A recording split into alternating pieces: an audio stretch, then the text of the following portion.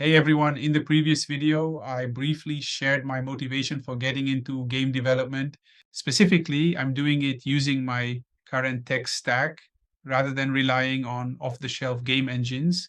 I might use engines like Unity or Unreal down the line, but for now, I believe my current setup will allow me to build some interesting things. Let's see what comes out of these projects. So moving on, the first game I focused on producing was Element Dom. Element Dom is a card game, a style of game I had wanted to create for quite some time. You may have already seen some videos of the game that I posted on the channel where I show gameplay, play a few matches, and progress a player, leveling up and earning new cards. Watch those videos to get a better understanding of the gameplay. So this is the initial screen of our card game. As you can see, it is a program designed to be installed on a computer and for now only on Windows. To play, you need an account. Once you have your login details, simply log in using the form on the start screen. After logging in, this will be your home screen. Here, you have access to some secondary features. For instance, under My Data, you can edit details such as your password, profile picture, and email address. In the community section, you can participate in the game's forum and interact with posts made by other players. However, the most important points for us right now are those directly related to the game itself. On the ranking screen, we can see the top ranked players as well as the positions of the others. If you look at other videos I've posted previously, you'll notice this screen looks a bit different as there were different players in those positions. However, since I was still fine-tuning the game, I had to reset a few things which wiped the leaderboard once again. Fortunately, I don't plan on making any further changes to this version. The game is ready to play. So this ranking will be the one that counts. Next, we have the match history button, which displays the results of all your battles. Here you can see who you played against, the scores, and who you lost to or beat the most often. Below you can see the View Progress button, where you can track your progress for each level. At the top, you see your current level, and below that, the levels you have completed. There are 5 levels, each with 16 cards. As you advance, you earn cards until you have collected all the cards for a level. The Edit Deck button takes you to the screen where you can manage your deck of cards for matches.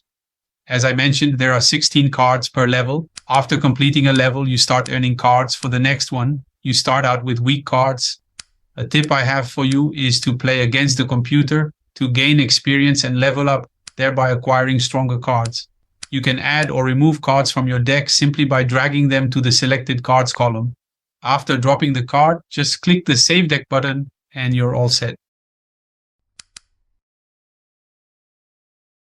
Now comes the most important part. Clicking the Play Now button takes you to the lobby screen. On this screen, you will find other logged-in players whom you can challenge to a match. If no one is available to play, you can play against the computer by clicking the Play button for the player named CPU. This CPU player will have cards suited to your level. You can play multiple matches against it to level up and earn new cards. When you see other players online and want to play with them, simply send them a challenge. The player will receive the challenge and can either accept or decline it. You may also be challenged to matches and you can accept or decline.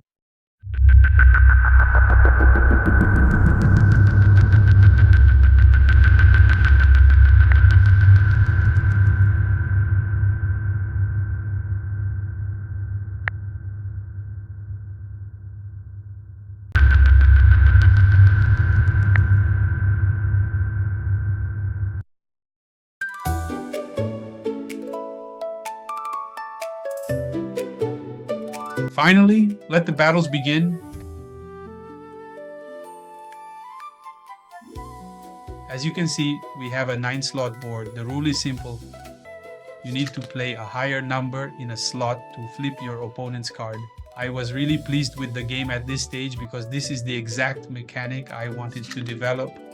The game features a storyline and mystical elements, yet the gameplay mechanics are very simple, making it accessible to everyone. You can quickly grasp the rules, which makes the game highly accessible and fun for all. You don't need to read a massive manual or memorize complex rules to play the game. You can simply jump right in, and exactly what you need to do is clearly laid out before you. My focus here is on the player experience. I believe a hand of 5 cards is ideal as it makes for really competitive matches. Of course, you should try to play against opponents at your own skill level. If you go up against players with decks far superior to yours, you're guaranteed to lose. Once again, my advice is to play matches against the CPU to level up and earn better cards.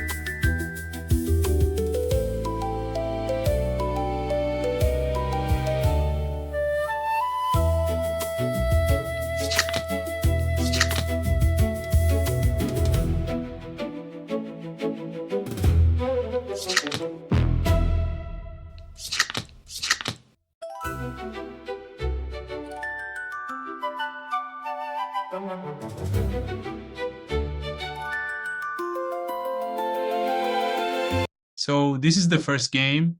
I'm really happy with the result, and I hope to keep improving and creating even better projects like this one.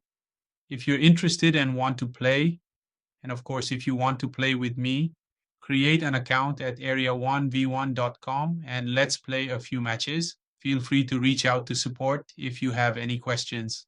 If you enjoyed this video, don't forget to subscribe, hit the notification bell, and leave a comment below with your thoughts. This journey is just beginning, but it's incredibly exciting and full of promise. Come along and let's build a great community together. See you next time.